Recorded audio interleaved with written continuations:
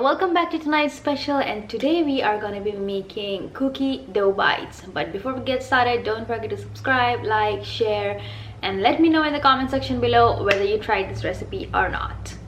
Now for the recipe, it's super simple, it's gonna be quick, and I'm sure everybody loves cookie dough bites. If everybody loves cookies, they're definitely gonna love the cookie dough bites. And let's get started.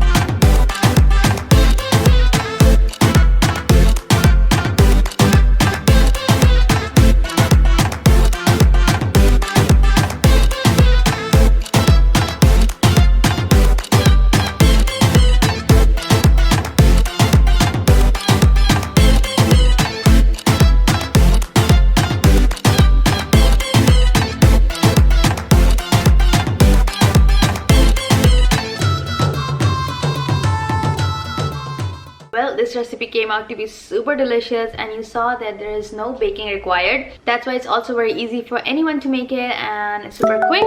I hope you like it. And this, I'm gonna end today's video, and I'm gonna see you in our next recipe video. So till then, bye bye.